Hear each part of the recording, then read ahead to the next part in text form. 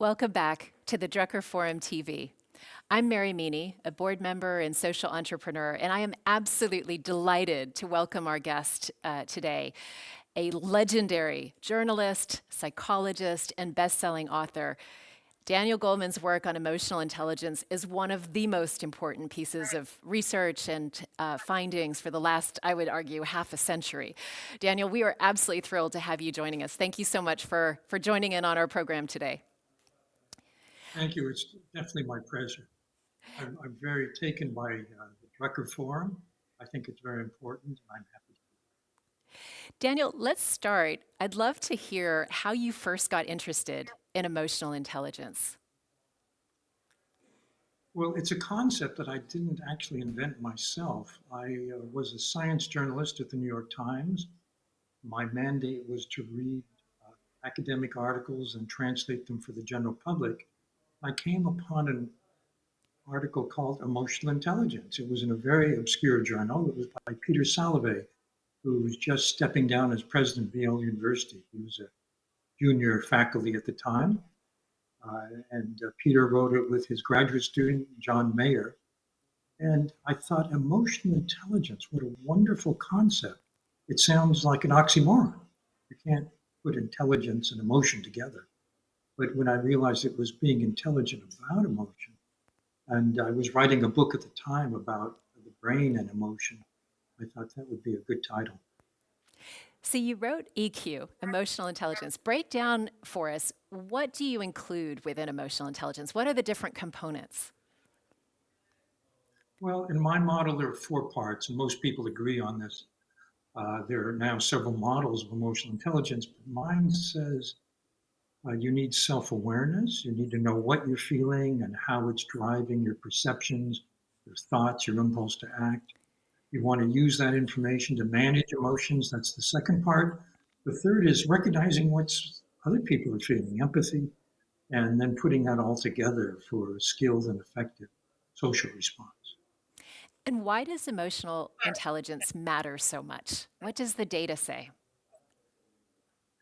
You know, uh, you want, and all of us want, the people in our lives to have emotional intelligence.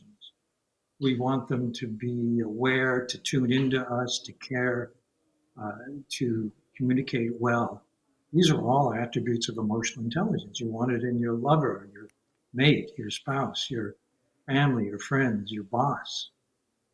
You definitely want it at work.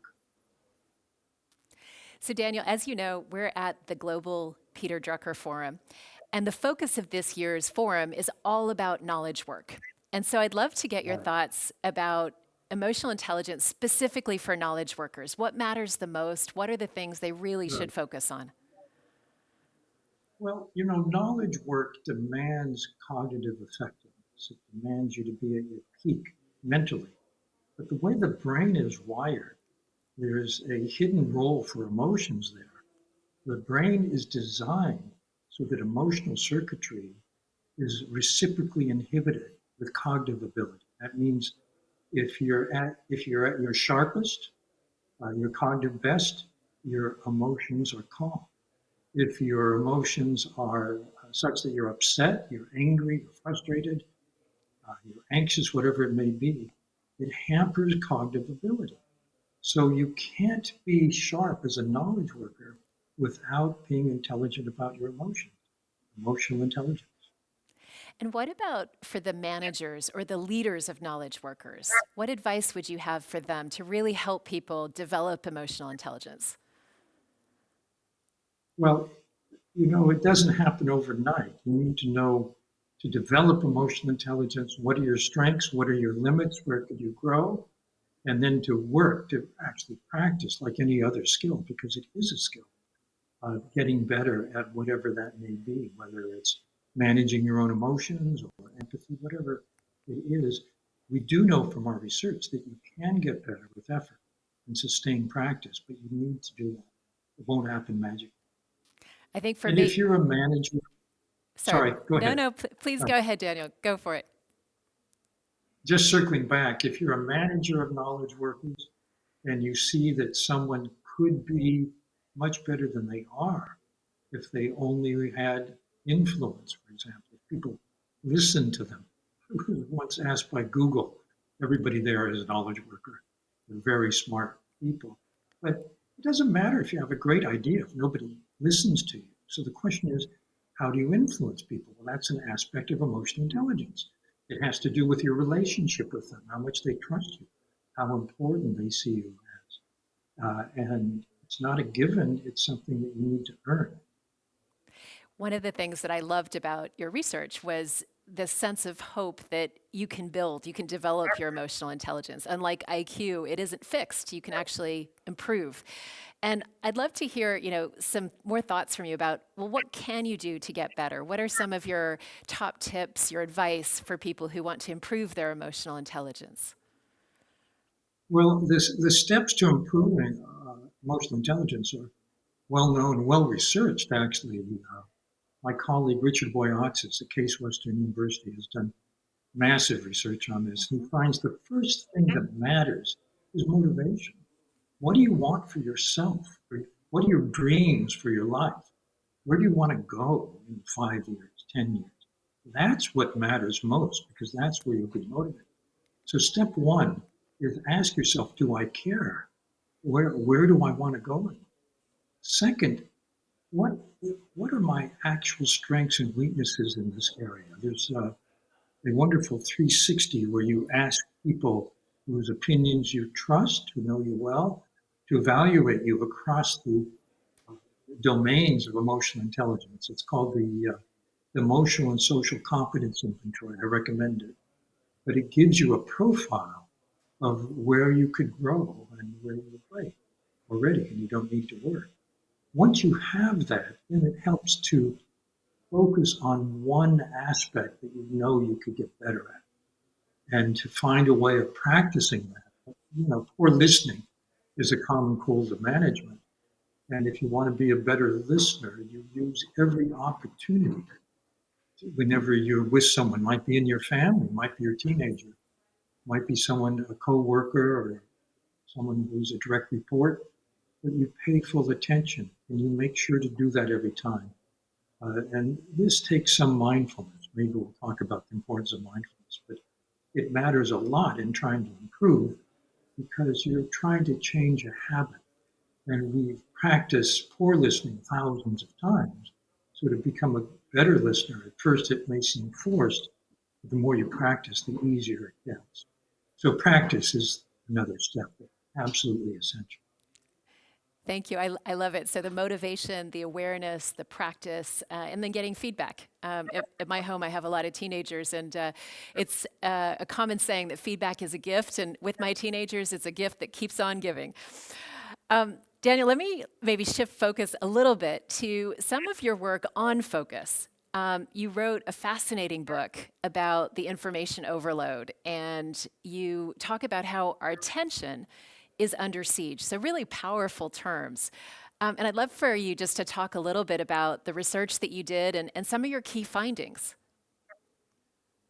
Well, uh, attention is really under siege today in a way it hasn't been in human history.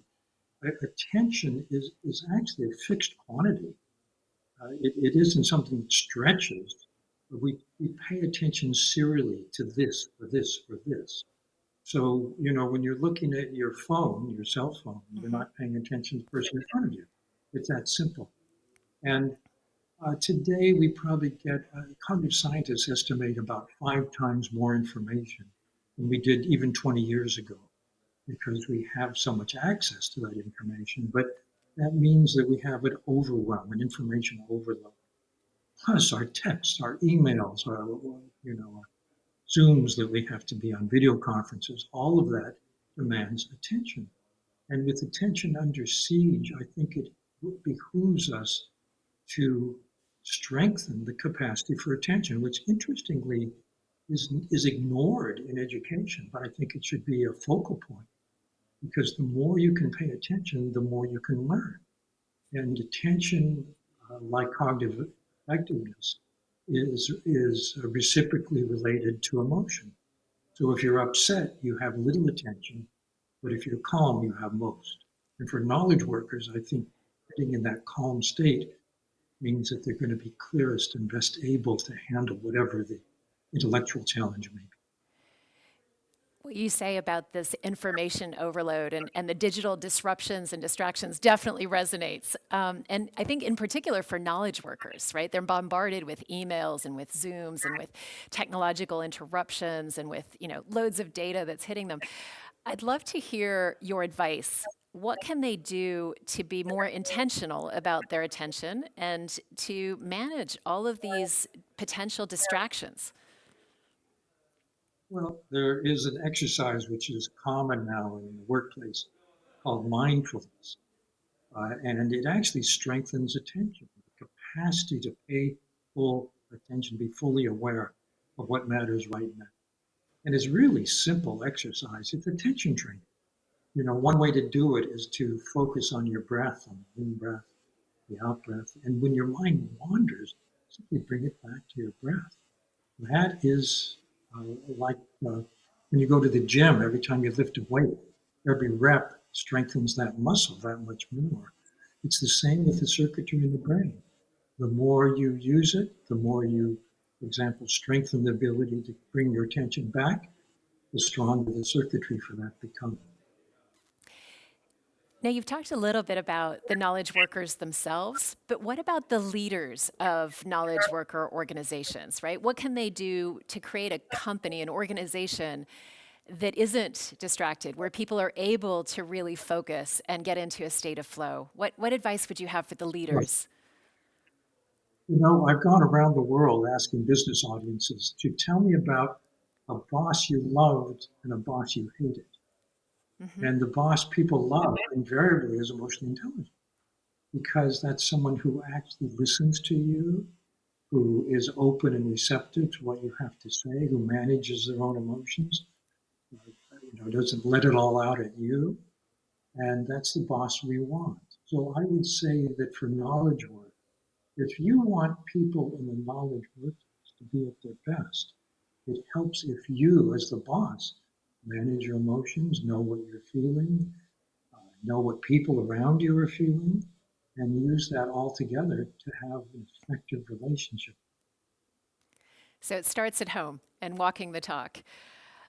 You mentioned earlier meditation and mindfulness, and I'd love to hear you talk a little bit more about that. You recently published a number of books about mindfulness and meditation. Mm. Why is that so important, and what advice do you have? How do you do that well? Well, remember when I was talking about how to get better at this, I said you need to be mindful. That means you need to know the moment where you're about to fall into a bad habit so you can replace it with a better habit. And that's one use of mindfulness, but it also means you bring your mind back to the person in front of you, pay full attention. And in order to do this, for example, the attention training exercise I mentioned before is a very good way to strengthen the capacity for mindfulness. And the research on meditation and mindfulness shows that the more you do it, the better you get. And it's no different than any other skill. This is just a cognitive skill, it's an attentional skill. And it underlies all your other cognitive intellectual abilities. So I think for knowledge work, it's absolutely essential. So I recommend this kind of attention training, mindfulness of the breath, for example. There are many, many good apps, many ways to learn it. Daniel, I'm afraid we're almost out of time. So let me ask one final question, which is any piece of advice that you would have for all the people at the Drucker Forum focusing on the next knowledge work? Any parting thought you'd like to leave us with? Well, I don't think the next knowledge work is going to be that much different from the old knowledge work. I think we need our same intellectual, mental abilities. And please don't ignore the role of emotion and emotional intelligence in being at your best and helping other people be at their best, doing the knowledge.